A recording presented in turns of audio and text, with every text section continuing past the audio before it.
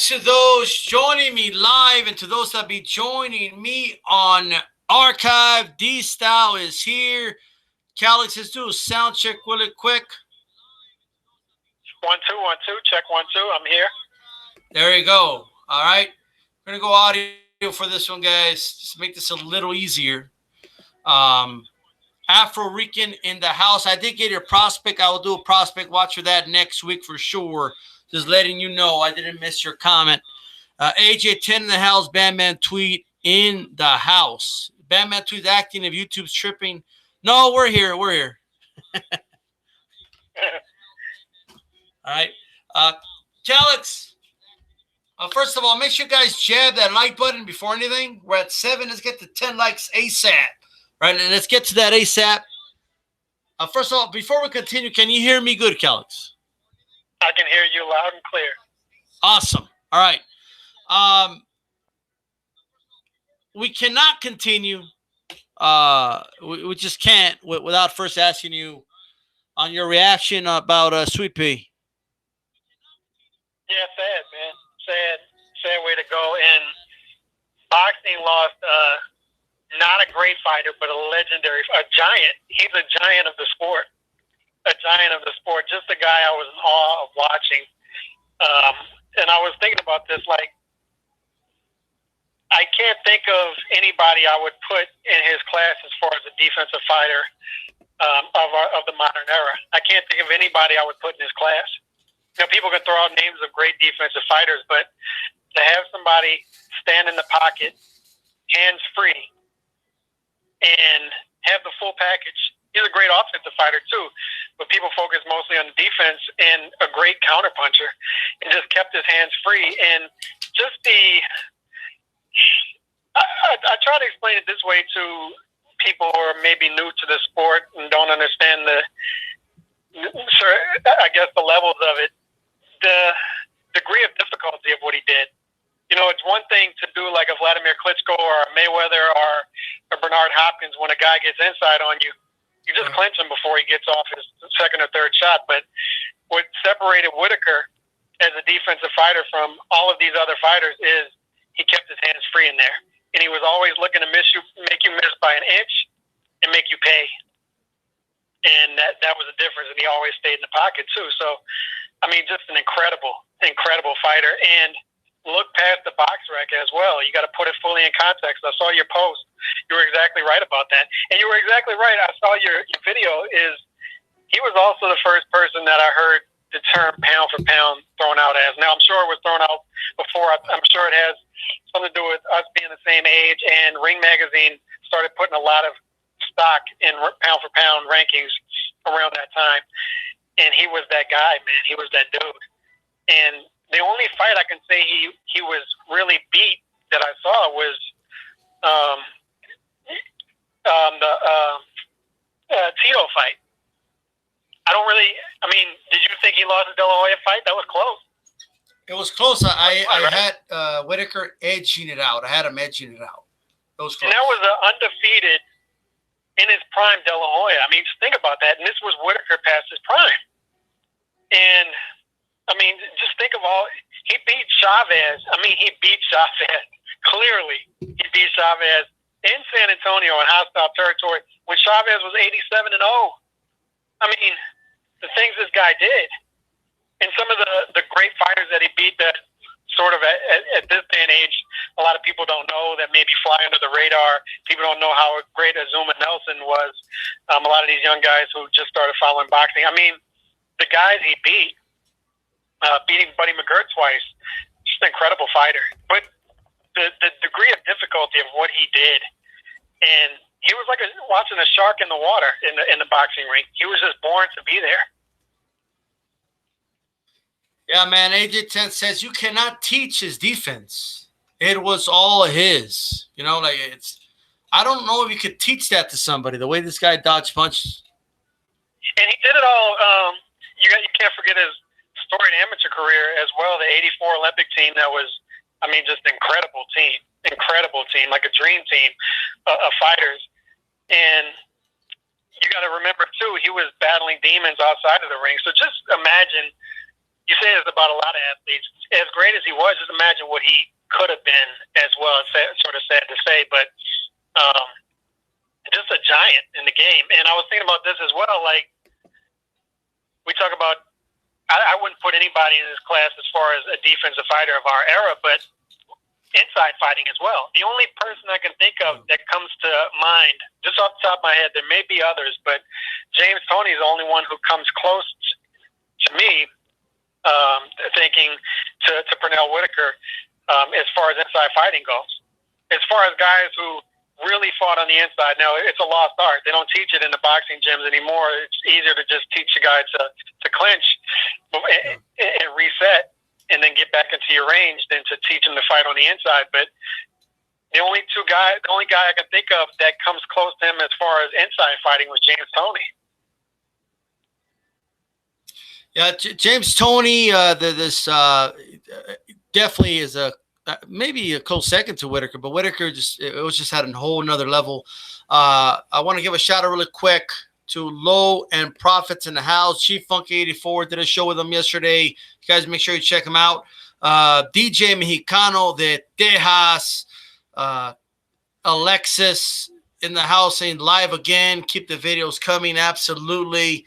Bam Bam Tweet, him and Matthew had a bank session. I'm trying to understand here.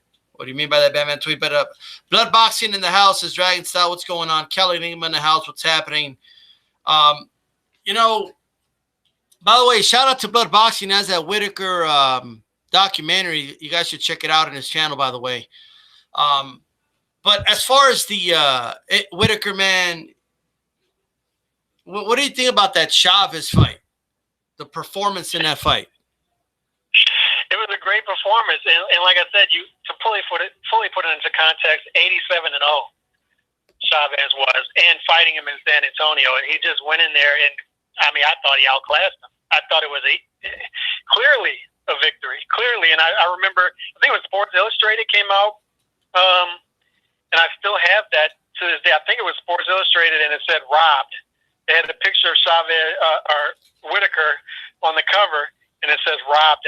Even some as big as Sports Illustrated just clearly put robbed on there. And it was a robbery.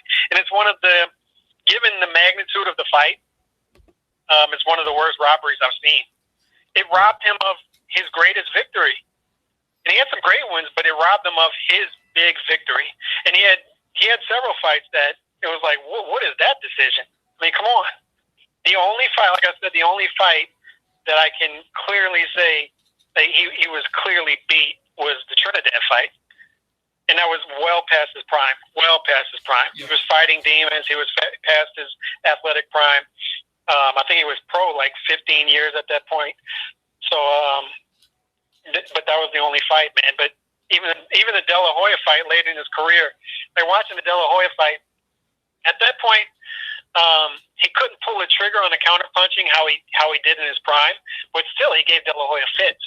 Yeah. And I think people forget how great De La Hoya was in his prime. Like, I think people see the fishnet stocking pictures and all this other stuff, all this crazy stuff that De La Hoya does and says. They forget how much of a killer De La Hoya was, particularly with that left hook. And a past his prime Whitaker gave him fits, and it was a close fight. I could see that fight going either way. Yeah, that was and it was a great fight, by the way. That's the thing. It was a very exciting fight. And as far as the Chavez fight, man, I remember watching that fight. Let me tell you something, bro. I was in a house full of well, we were outside my grandma's house, but it was full of Mexicans. Like everyone knew who won that fight. You know, everybody knew like what was up, but there was no shame in losing to Whitaker. That's number one. But number two, I mean that breaking the streak that should have been Whitaker's accomplishment. And I think most fans, real boxing fans, know what it was. You know. Like, and Chavez had his record to a certain extent, but Chavez was a legend. Yeah. And to beat a guy, I thought easily at 87-0, pretty much on his home turf, is incredible. And Chavez was a beast, like an absolute beast. Yeah. And he looked pretty good in the first 4 rounds, until Whitaker kind of figured him out a little bit. So yep, started timing him. Absolutely, and that's probably Whitaker's best performance in my opinion, man. I think he looked really good in that fight. But shout out to Pernell Whitaker, and thoughts and prayers go out to the family. Shout out to Mr. Boxing Today too in the chat. All right, and that's Whitaker. One last thing on Whitaker. Yeah, we speak so much of his defensive prowess. Like I said, to me, he's bar none the best defensive fighter of the modern era. But how great he was defensively, it overshadows how great of an offensive fighter he was as well. I mean, brilliant counter puncher, and when he let his hands go, man, it was a beautiful thing. He had hand speed, and he didn't have much punching power, but the hand speed was just blinding. And the balance, I mean, not even talking about the balance, just the balance was perfect. Yeah, unbelievable fighter. And by the way, he was part of the best Olympic team ever. I mean, that Olympic team was just phenomenal. Yeah. And sometimes you get depressed thinking about it. What happened to those teams? We're at in American Olympic amateur boxing, which amateur boxing to me is pretty much just at this point is a disgrace. Is glorified sword fighting at this point. I think you mean fencing. Fencing, yeah, it's glorified fencing at this point. But I mean, just a phenomenal team. Yeah, I don't want to dive into too much of the discussion, but it's crazy to me how they stop the action in amateur boxing when the dude is bleeding. Yeah, it's amazing to me. It's part of the sport. But I find that crazy, man. That's me. But Calix, I want to talk to you really quick, man. First topic of the day. Canelo postpones the date. I first heard of it from when you texted me. Yeah, I happened to go online. Canelo said he did it for his fans. He said, I did it for my fans, he said. Well, I didn't understand what he was saying because it seemed like what he was saying was it's a burden for him to fight. He does that for the Mexican fans. I feel like it's my job to fight every May and September for the Mexican fans. Well, look, I don't think they were ever, I mean, do you ever think they intended to fight in September?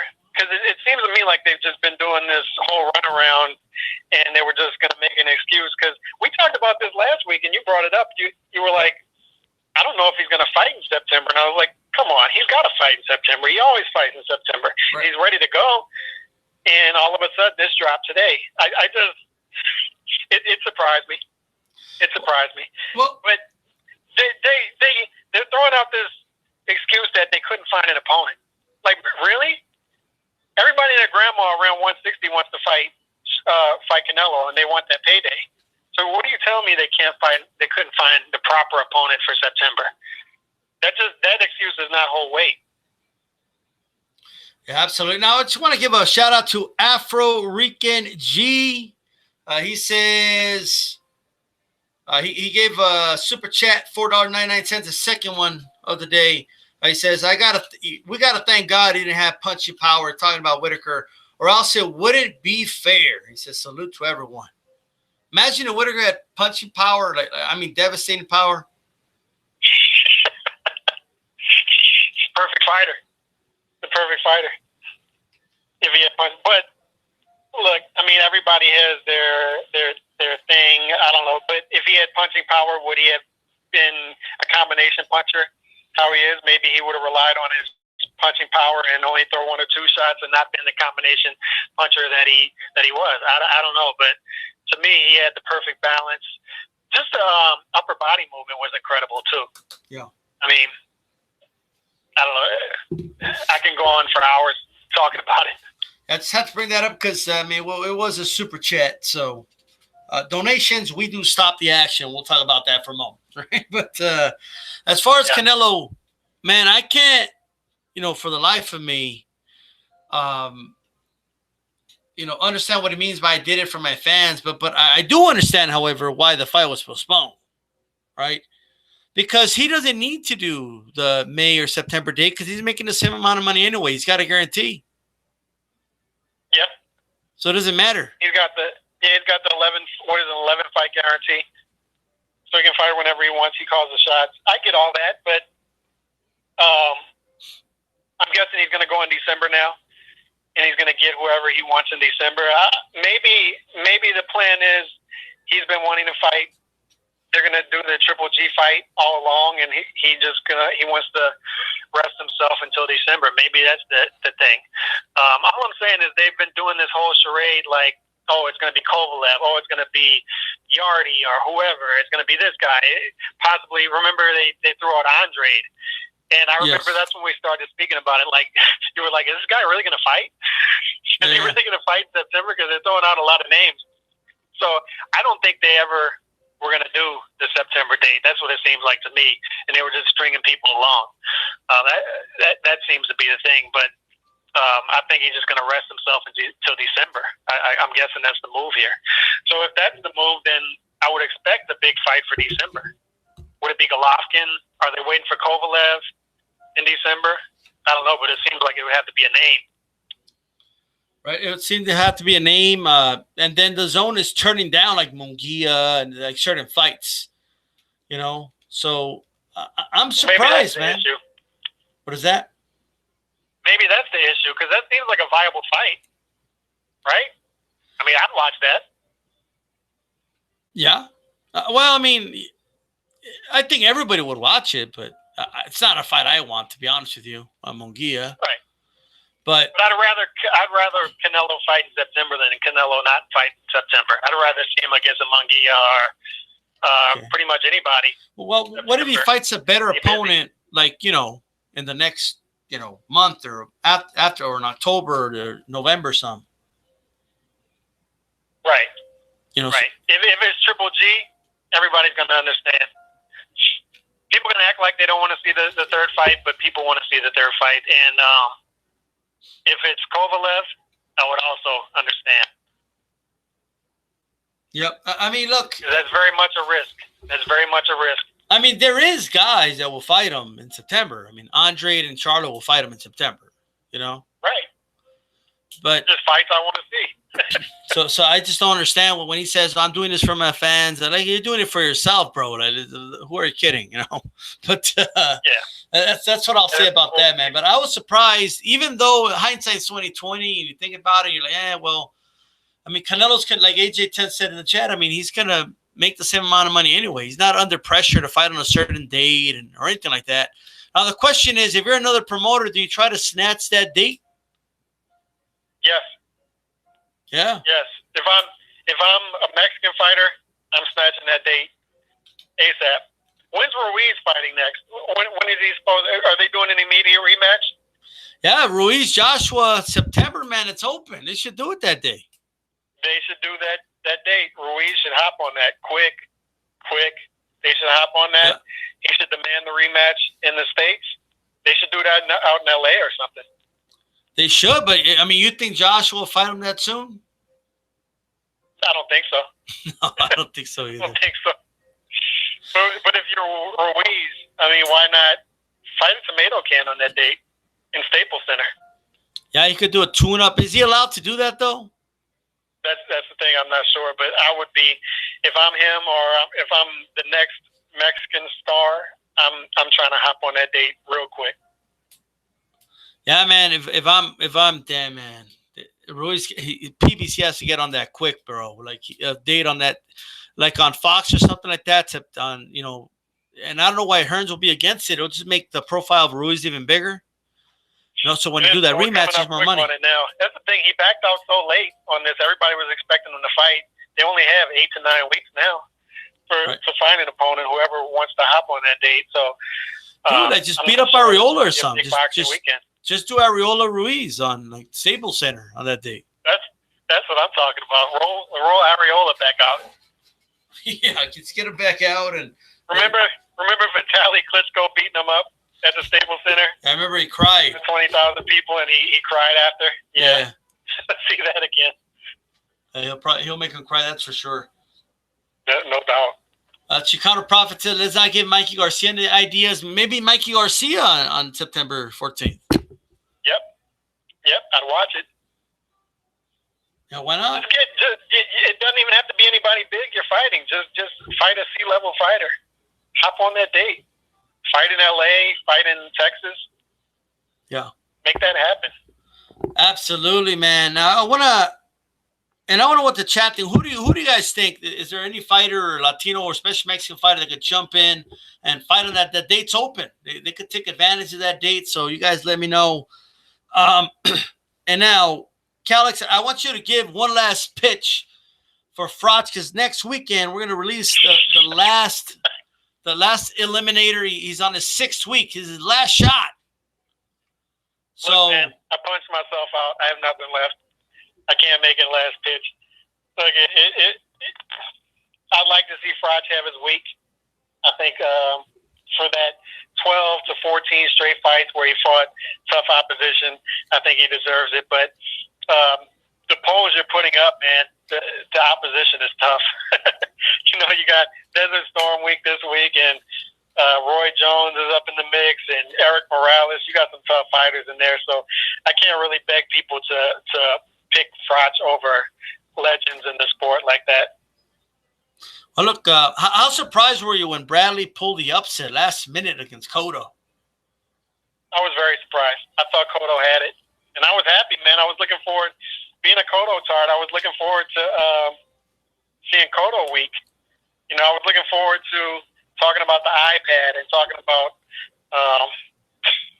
all the crazy stuff that happened in his career. His uncle throwing a brick through his uncle's car or whatever happened down in Puerto Rico. It would have been a fun week, but it'll still happen.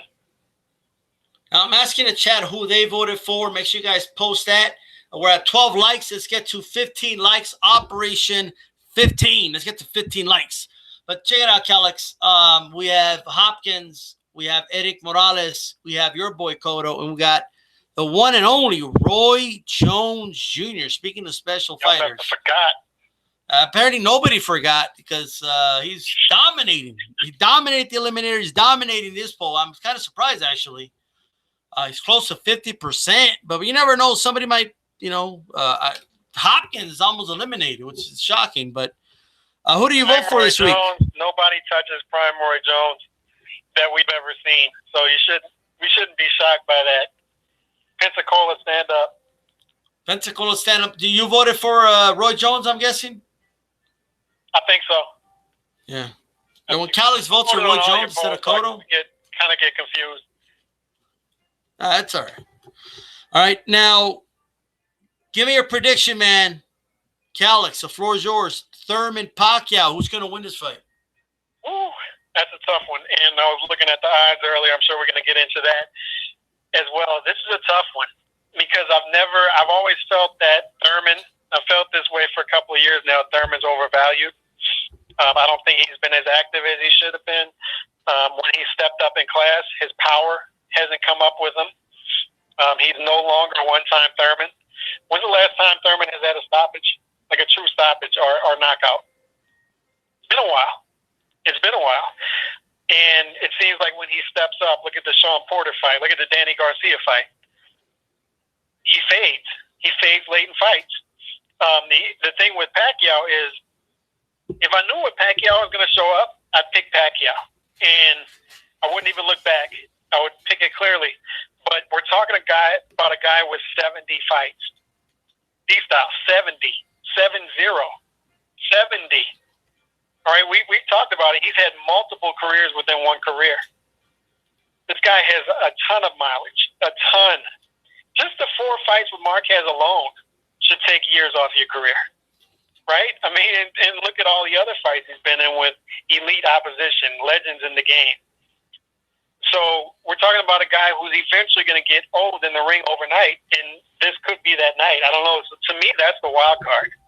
If I know what Pacquiao is going in there, if a B-level, B-minus, C-plus level Pacquiao is going in there, I know that he's going to beat Thurman. Just my opinion. But is a C-minus fighter going to go in there or a D-level Pacquiao? That's my question, because I've seen Thurman fade late in fights, and I see the posts out there. He's riding his bike real fast, a stationary bike. He's doing all this stuff, all this cool stuff that looks awesome. But I've seen him fade late in fights against elite opposition, and I just don't know if Pacquiao is going to be able to stay high in activity to take advantage of that late in fights. That's the wild card to me. All that being said, I'm still picking Pacquiao to edge him out. There's not going to be a knockout in this fight. I don't believe, and I was looking at the odds just for that reason to see what the odds were for a decision. Sweet. I think it's going to go the distance, and I think Pacquiao is going to win. If the scorecards are fair, I think Pacquiao is going to edge him out. But we all know how boxing is. Yeah, definitely. Now, AJ10, really quick, find me the last 2 knockouts of or TKOs of Keith Thurman and the last 2 knockouts of Pacquiao. Post them in the chat so I can look at them right now, because we're about to go over the odds, Calix, right? And that's a fair point that Pacquiao isn't the killer that he once was either as far as stopping guys. And Pacquiao also faded late in the Horn fight. Okay, now you could chalk that up to being he fought outside, he fought in Australia, all that stuff, yada yada. But that's my question. The big question mark here to me is I know what Thurman's going to come in here. I feel like I'm pretty confident in knowing what Thurman is going to show up, which Thurman is going to show up. You don't think it'll be a better version in the Josecito Lopez fight? Yeah, maybe so. I think we're going to see the best Thurman we've seen, but I just see limitations with this guy. I think his ceiling is much lower than people expected when he was coming up. I think the Thurman that they were building up before we saw him fight against Porter and Garcia and these guys is not the Thurman that they were trying to sell us. It's just not. So I think his ceiling's much lower. I don't think he's going to be this great fighter that people were trying to hype him up to be. And I think this whole stock of guys at 147 that came up at the same time, the Thurmans, the Garcias, the Porters, I don't think they were as good as what they were trying to sell us on when they were coming up. What's his name? What's your boy's name? His name escapes me right now. But that stock, besides Crawford and Errol Spence, those are clearly the 1 and 2. And I think still at this point, I still think Pacquiao is number 3 at 147. Even over Porter? Yes, even over Porter. And I like Porter. Porter. But I think he's number 4. I still would pick Pacquiao over Porter right now. I think Crawford and Spence are clearly ahead of Pacquiao right now. Some people might agree with me like that, but I think those people would be in the minority. I think Crawford and Spence are clearly 1 and 2, but I think I still have Pacquiao at number 3. And I would still pick him over Thurman right now. I think he's going to edge him out. And Broner was the guy I was thinking of in that stock of 147. I don't know how his name escaped me, but Broner, Porter, Garcia, I think they were, and along with Thurman, I think they were overvalued fighters.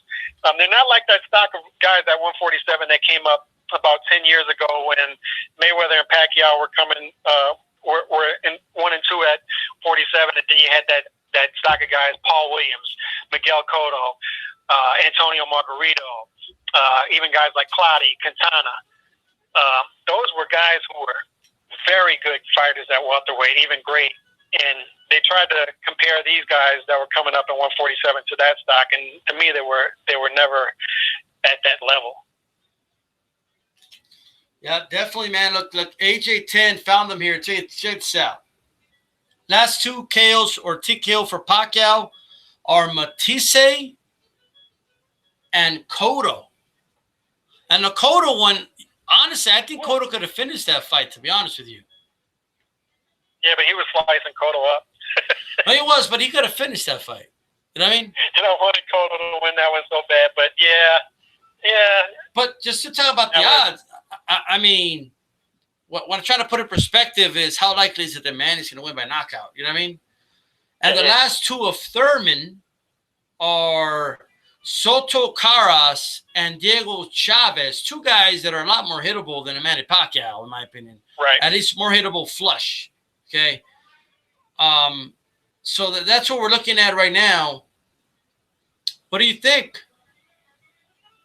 Yeah, and this thing is going to. That's why I say this thing is going to decision. And the thing with Thurman, I think what the reason he wears down is, if you look at his style, there's so much wasted energy on the outside. Like he circles and circles and circles on the outside, and he uses a lot of that aerobic energy that just wears his muscles down, and he fades late in fights. I mean, he uses so much wasted energy on the outside. And Pacquiao, one thing about Pacquiao, we could say he lost the power, the killer instinct, et cetera, and people would be right in saying all that.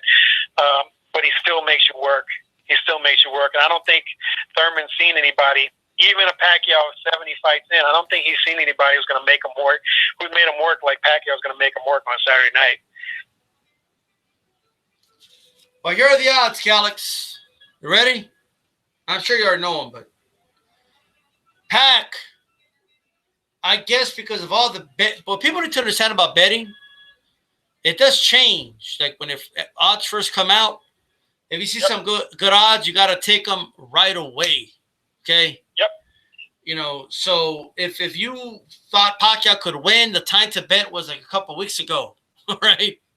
Because if you bet on him now, he's now the favorite. You have to bet $145 to win 100. Okay, if you bet for Manny, he's a negative 145. Yep.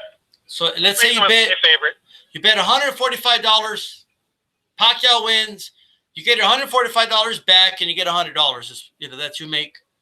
And Thurman, he's a plus 125. You bet 100, you get paid 125. You get 100 back, and you get 125 from the casino, right? Interesting. Do you like any of those odds, Calix, as far as the straight up win? I don't like those two odds, and I'll tell you why. This fight's going to the distance, in my opinion, and in Vegas' opinion as well. And you can get better odds if you just bet them to win by decision instead of just betting them to win. So Pacquiao by decision is plus 131.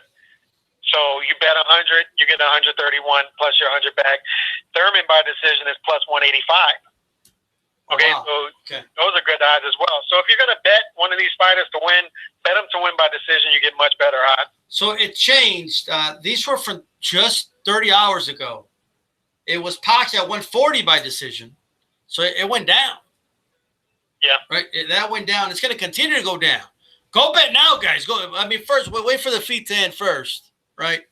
And then once the casinos know that me and Calix are breaking this down, man, they're going to change all these odds. But right. If you think a knockout's going to happen and it happens, you're better off just betting the knockout. Yeah, because Pacquiao by knockout is plus 411. Thurman by knockout is plus 544. So if you bet that, I mean, you can there's no harm in throwing down a little money that you have to waste on those odds. If you don't know what's going to happen, you just want to throw something to see what sticks to the wall.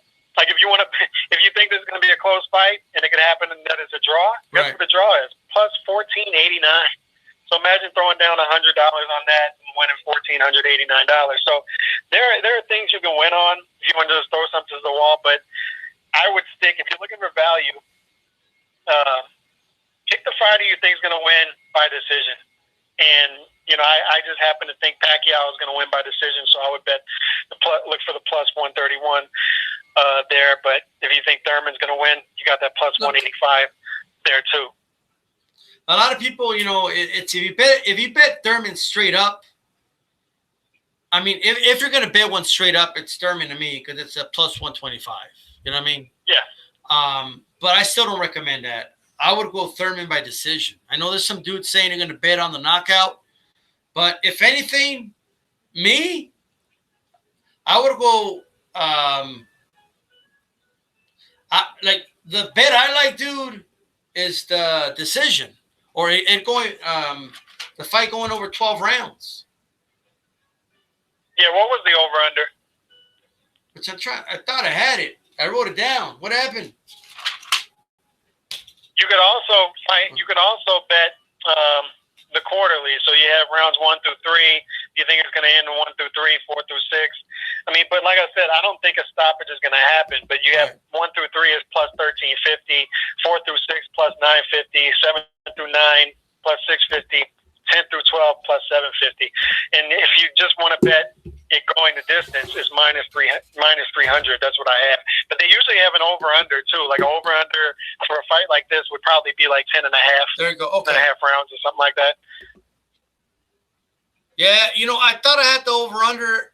I don't know what happened. I lost it. If somebody can get it, AJ10 or anyone in the chat, find the over-under. David Bryant says the over is 11.5. Okay, 11 and a half. And there's probably not much value in, I'm sure the over 11 and a half, I don't know if there's going to be much value in that because it's probably going to be minus. That's a terrible over. I don't know. I don't know. I don't like the over-under in this fight either unless I need to know the odds. You know what I mean? If the over odds are good, then hell. But I don't think they're going to be that good, to be honest with you. To me, the betting on by decision is the way to go, man. Pacquiao by decision or Thurman by decision wins you. That's the only value I see. It's the best value you got. It's the best option, in my opinion. It's not like when Crawford fought Khan, and we knew that was going to be a knockout, but you could still look at 1 through 3, 4 through 6, and then you could bet rounds 1 through 6 and still find some value in Crawford winning by knockout. You can still find some good odds on if you bet the right time frame of Crawford knocking out Khan, which we all knew was gonna happen. I don't really see that here because I'm just very confident that this is going to decision. What about a draw? Is it possible? I think a draw is possible in this fight. It is, and it's happened before. Like yeah. I think that was Hopkins versus Pascal. A lot of people made money on that first fight. I believe that was a draw. Wow. Yeah, I mean, a draw to me is something that can happen. I'm not going to bet money on that, but I think it's possible in this fight. To be honest with you, if you guys want to bet on this fight, man, my honest opinion, get the better odds. All the way up to decision. minus 155 now, so it's still climbing. Oh wow, okay. Yeah, it's decision straight up. You know what I mean? Now, Thurman, if you think he has a good shot of knocking Pacquiao out, I guess you can double your chances of a knockout or decision. I just don't see it happening, man. But that's me. Yeah, I don't either.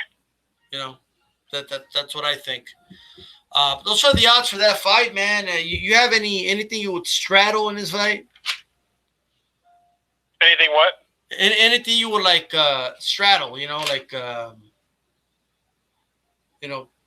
hedge your bet. In other words. No, I mean I just don't see much value in the other things besides the Pacquiao by decision or Thurman by decision. I really don't see. I don't see any point in betting just Pacquiao and getting minus 150 when you know he's likely going to win by decision. So just get the plus 131 odds. Or I mean, it's very possible that Thurman wins this fight. So him being the underdog and him being the younger, fresher guy, and Pacquiao 70 fights in, there's a lot of value in Thurman winning by decision at plus 185. So just a lot of value in betting these guys to win by decision here. And will the fight go the distance? It's yes, minus 300, no, plus 220. They're doing that. They're doing it just that way instead of over-under because basically the over-under is 11 and a half. So they're just asking the question, will the fight go the distance? I agree. So if you think there's going to be a knockout? No, for plus 220? There's value in that, but I don't see it. I don't even think the odds are that good for two guys that haven't really been knocking anybody out. Right. I'm with you. So that's what I think, man. There's been a travesty on the DStyleBoxing channel. I lost my Sharpie, the nice Sharpie that writes all the nice notes and shit. I'm writing with a pen now. I don't know what happened to my Sharpie. I have no idea. I almost canceled the show. Who do you think is going to win this fight? Pacquiao's going to win. You think so? Pacquiao's winning, man. All right. So I got Brian David in the chat saying, I'll be on here when Thurman wins, and y'all going to make every excuse in the book for Pac. Nah, if Thurman wins, I'll give him credit, bro. Yeah, me too. I won't either. By the way, I don't even think if Thurman wins, he wins, bro. Like, I'm not even one of those people saying, oh, if he wins, it's because of size or, you know. I'm just saying, like if he wins, I'll give Thurman all the credit in the world. Yeah, and I'm not. I will as well. I mean, I don't have any. Calix, how tall are you? I'm 6'3". Okay, how does a dude who's 5'7" look to you? Is that a big dude? No, small. Right, that's how tall Thurman is, bro. Yeah. He's only an inch taller than Pacquiao, and he only has about a 1 inch reach. So I want to ask you really quick before we get to tonight's forecast. But did he get a chance to watch the Thurman Pacquiao kind of face off that they did on Fox? I did not. That type of stuff bores me at this point. Thurman was two guys that are very interesting. Well, Thurman was trying to make it interesting. I'll give him that. Pacquiao kept saying, I'm going to let my fist do the talking. But he's on a show where you have to talk, you know. Like, I'll see you in the ring. My fist do the talking. Like, dude, you're on a talk show.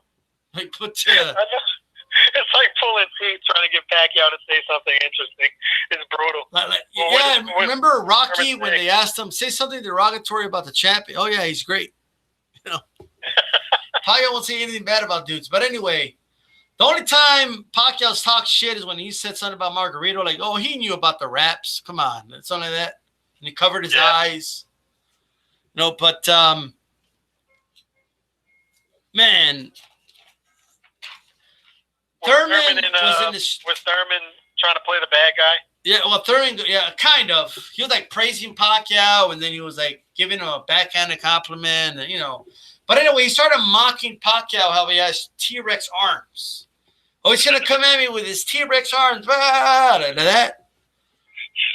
But like, dude, you only have like a 1 inch reach advantage on the guy. Yeah. I don't know. Yeah. Now they don't measure from the armpit to the wrist anymore, from the armpit to the fist. But both guys fought on the HBO, so those stats are somewhere. If anybody could find those before this chat ends, it'll be much appreciated. Or post it on the comment section, because I'm interested to know. It seems like it would be a bigger advantage than 1 inch, to be honest. Well, his arms are longer than Pacquiao's. I don't think that's going to matter anyway. No. No, because they both fight in the mid-range. They're mid-range fighters. Yeah. You know, so 2 inches at best. Yeah, it's 2 inches at best over Pacquiao, bro. I see deficiencies. I see clear deficiencies in Thurman's game, especially with the wasted energy on the outside. That's going to hurt him late in the fight. But like I said, 70 fights in, will he be able to take advantage of that late in the fight? Will he fade late in the fight? But I think it would be better for boxing if Thurman were to win this fight, even though I'm picking Pacquiao. It would be a name on his resume. It would be another possible future star, and it would be another guy in his prime at 147 to throw in the mix with Crawford and Spence. So to me, Pacquiao at this point, I just don't see him beating a Crawford or a Spence. But let's say Thurman does exceed expectations. Let's say we do see a Thurman that we haven't seen as of late. That's another guy to throw in the mix at the top of 147, who's in his prime, young, to put up there with a Crawford and Spence as a possible guy to upset one of those two guys. Yeah, man, it's going to be interesting. I can't wait for this fight. Calix, before we get to tonight's forecast, tell everyone where they can find you. Calix Boxing, CalixBoxing. Trying to drop videos in between, taking care of all of these kids and all this other stuff. But you'll see more videos coming up soon, especially with this big fight weekend. I'm always more active when there's interesting fights going on. So you'll see a lot more videos coming up next week for sure.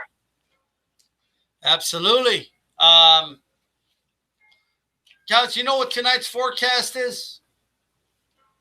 Desert storm. Desert storm, man. Today we're covering the Ruslan fight. Ruslan Provodnikov. But before we get to that fight, the fight before that, Bradley pulled a huge upset against Manny Pacquiao. How did you see that fight and how did you score it? I don't remember how I scored it, but I think you texted me earlier today. You remember me having Pacquiao or Bradley winning the fight, and I sort of remember that. I definitely remember us doing a post-fight the following week where we all said it was close, and I think I had Bradley edging him out the second time I watched the fight. I just felt that was a close fight watching it. I clearly remember that, watching the fight and following it on Twitter and not understanding how everybody had Pacquiao running away with that fight. Now, clearly I'm in the minority because I think it was over 90% of people had Pacquiao winning that fight. Yeah, one of them. Yes.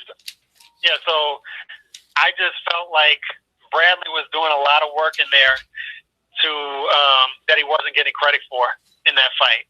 And I felt that was a close fight, that Pacquiao maybe won 116, 112 or something like that. But the 118s, 110s, I think people were giving Pacquiao a lot of credit for stuff he wasn't doing in there.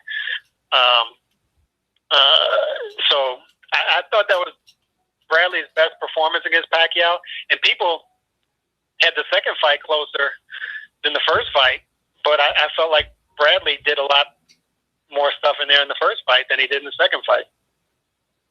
Absolutely. We're at 18 likes right now. 2 more. Operation 20. Let's get to 20 likes here. Chief Funky 84 had Pacquiao winning. Beeb had Joe Beeb. He had Bradley winning that fight. That was a close fight, man. That was a close fight. People still, to this day, I still hear it. And I think when so many people say something and the narrative is already set a certain way, I think it keeps going that way. But I think if people watch that fight, I'm not going to say watch the fight with the sound off or anything like that, but I think if people watch that fight, man, they would come out saying years later that was a closer fight than they thought. And let me give a shout out to Trill Boxing Talk, Black Fight Fan TV. Shout out to my Texas brother DStyle 915. What's up? With a $5 super chat to the DStyleBoxing Fund. Much appreciated. He dropped a video today about Figueroa fighting Ugas, which should be an interesting fight. Do you have any quick thoughts on that fight before we continue, Calix? I'll say that one more time. No, Ugas and Figueroa. That's going to be I think that I was reading some articles about this undercard, and a lot of people are crapping on the undercard, but I think this could end up being sort of a sleeper card. I think you have some good matchups in there, but I think Figueroa wins the fight. Most definitely, I agree with that, man. I don't. The phone made a funny noise, so give me one moment. I don't know if you heard that, but I did not. No, okay. Oh, no, we'll move on. But Teofimo Lopez fights on Friday night as well. So he's from, I think he's from Honduras. Don't you have like Honduran blood? I do. But look, man, I don't care. So how are you 6'3" and he's like 5'3"? Yeah, I don't care. To me, I like who I like. I don't care. I don't have any allegiance to any of that. I like who I like. So, but you like Timo? Cotto's Puerto Rican. Gotti's Italian. Sweet Pea Whitaker, African American. I don't care, man. I like who I like. But yeah, I was saying Teofimo Lopez on Friday night.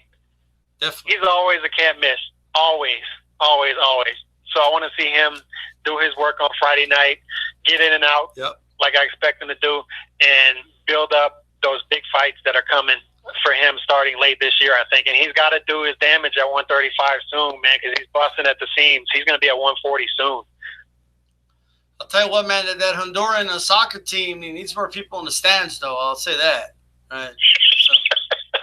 So. But look, man. Every time Mexico goes play over there, like nobody's in the stands, bro. All right, but yeah, my dad used to play soccer in Honduras. They used to put socks together, and they used to roll tape together, and play soccer in Honduras that way back in the day. But they just don't have money down there to support the team, so that has a lot to do with it. Not to get too much on soccer, because soccer here in America it ain't all that. Look, we ain't worried about the Gold Cup, losing the Gold Cup to Mexico. We ain't worried about all that. Should have had that win anyway. Well, apparently you're a little concerned about it. You mentioned it, but anyway, Bradley, like he had something to prove going into that Provodnikov fight. He definitely did. And you know what? He said before the fight, too, he was very frustrated with the narrative coming out of that fight. And he said he was looking for blood. But I did not believe him. And I didn't know who Provodnikov was when he stepped in that ring that night. I had no idea, man. I had no idea. Oh, yeah, you were like... Tough of a bastard. When a lot of these dudes are like, yeah, I'm going to go toe-to-toe, and then never gone toe-to-toe. Right. And when Bradley was saying that, I was like, okay, he's not much punching power, but he's going to knock this guy out. Whatever. He's mad. He's going to knock him out, and they're going to get the rematch with Pacquiao. I did not expect Provodnikov to be Provodnikov. I had no idea going into that fight what that was going to be. What do you remember about that fight, man? The first round, I knew Bradley was in trouble. I knew he was in trouble. And for Bradley to last 12 rounds that way, and for Bradley to fight like that way, that was just a classic fight, man. Just a classic fight. I've watched that fight like 20 times. And he got concussed in that first round. And for him to fight that way for 12 rounds, that just showed the warrior that he was. And that really, to me, that brought his career to a new level. Really. I mean, a lot of people would say, oh, he fought this no-name guy and he went life or death with him. But no, I mean, I think people really had a new appreciation for Bradley after that fight, especially coming off the narrative of that first Pacquiao fight. People knew Bradley could box. Bradley, a clever, cagey guy, but a warrior. He added the warrior to his belt that night. And that was just a special night, a special fight. And to me, Bradley's best performance will always be the Marquez fight. And I think that given that Marquez was coming off of the Pacquiao knockout, even though Marquez was late in his career, that's still a great win for Bradley. And that would always be his greatest performance, his greatest win. But to me, Bradley's night was that night against Provodnikov, what he pulled off. Fought out of his element, man, in that fight. And completely. And I think he probably went in there not expecting that from Provodnikov either. And when he caught that in the first round, I think he realized he was at a point of no return. Dude, wasn't it? I think Matisse even boxed against Provodnikov. He was like, I'm just going to box. I kind of take it easy tonight and use some lateral movement. But I think Bradley realized when he was concussed in that first round, if he could even realize at that point that I have no way out. I have to fight this way. This guy's not going to – I can't use my legs. My head just isn't there, and I have to fight this way for 12 rounds. It's life or death. And for him to fight that way and survive that, to me, is amazing. It's incredible fight. Bradley showed something that you have to kind of be in those type of fights to show, man.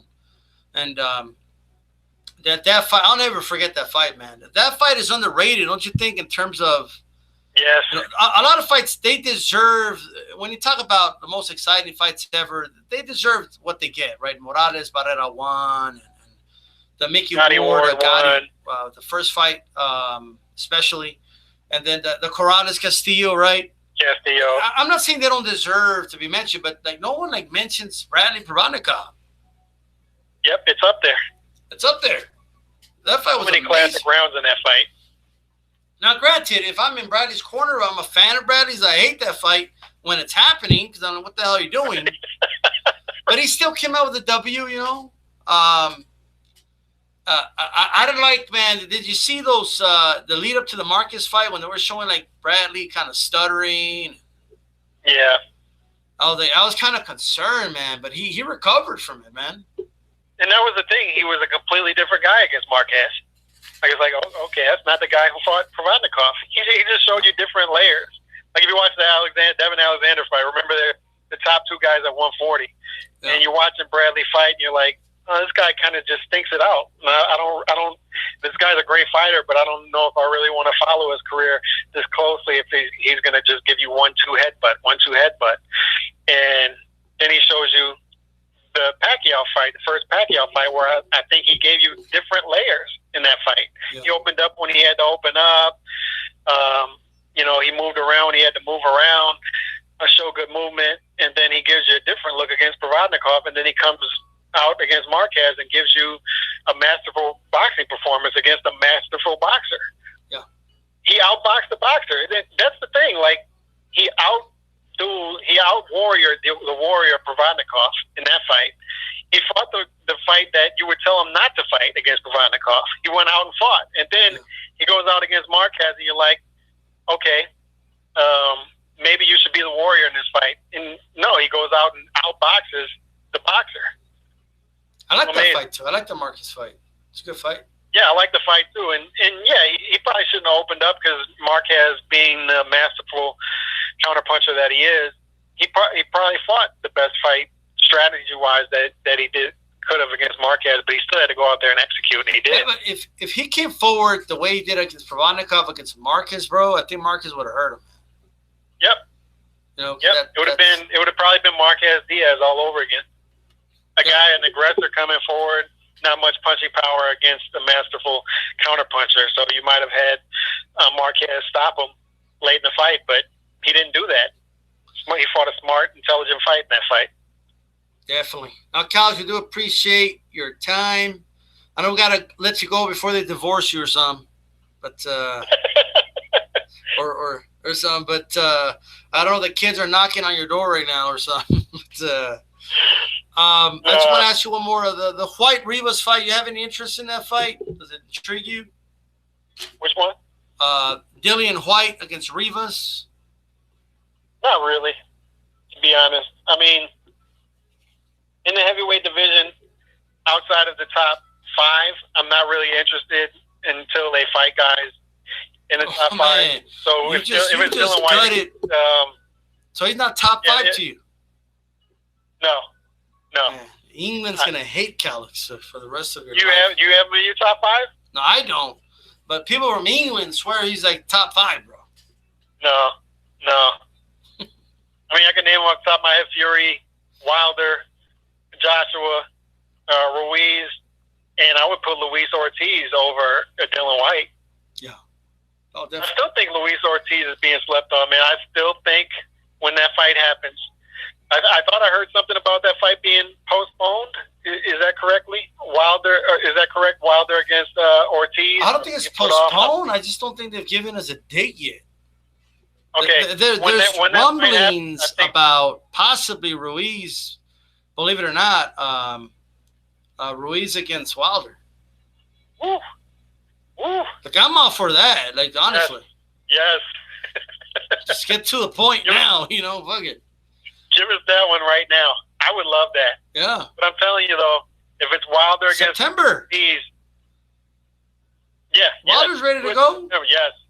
And Wilder's always I thought about that. Wilder's always on 10. So I don't think that would be a problem. Do that right now. Yeah, let me ask Chad right now. Yeah. Wilder Ruiz, September 14th. Yes. Pay-per-view. That's a pay-per-view, right? Pay-per-view fight. Hell yeah. The date's open. If they strip Ruiz of 1 or 2 titles, we know he's a champ. You know what I mean? And he fights Wilder for the WBC title. It makes sense in Staples, and Wilder never has a problem going where the money is. Yeah. So if they do that in LA, they can do it in Texas if they want to meet halfway. That fight just makes sense, man. It makes perfect sense. But if this Wilder-Ortiz fight does happen, the rematch, I'm telling you, people should not just discount that and say that Wilder's just going to knock out Ortiz again. Ortiz brought Wilder to life and death, man. He was drowning him, and then Wilder came back and won that fight. And to me, that was just a great comeback performance for Wilder. And I have even more respect for him after that fight than I did before. And it's exciting, man. It's exciting at the top of that division again. Definitely. And shout out to Cybernetic Slayer, Chief Funk again, Key Boomerang, who brought up the Rivas White fight. Shout out to all you guys, man. Calix, any final thoughts on whether it's Bradley, Whitaker, whatever you want, man? Any final thoughts? Once again, R.I.P. Whitaker, one of the most fluent. And to me, I just go back to the term sweet science. When you think of sweet science, to me, like if you put that in a dictionary or something, you put somebody's face next to it, of our generation, of our modern boxing era, Pernell Whitaker's face could go next to the term sweet science. I mean, it really could. I think of him when I think of sweet science, and I just think of an art form. It was an art form. It wasn't just fighting. It was an art form watching him. It was like watching a great artist paint or something like that, or watching Michael Jordan with the patented fadeaway shot in the late 90s, or Jordan flying through the air in the early 90s or in the 80s. I mean, he was just, it was an art form of what he did. And so, I mean, just a big loss, a giant losing him. And by the way, shout out to boxing that gives guys of that size the ability to showcase athletic ability. You know what I mean? Yep. Because it's we all know the reality of the NBA, the NFL. More than likely, the bigger you are. You know what I mean? So just want to throw that out there.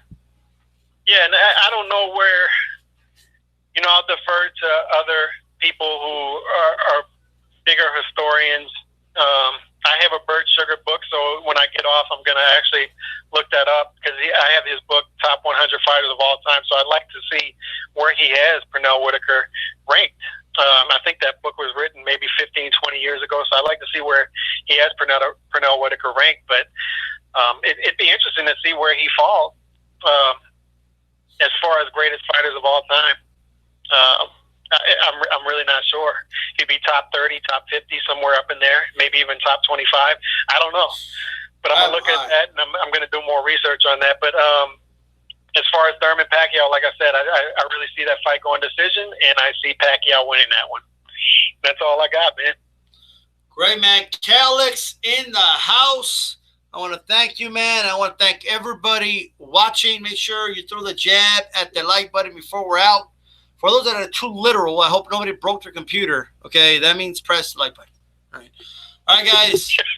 Calix, we're out, man. Peace. Peace.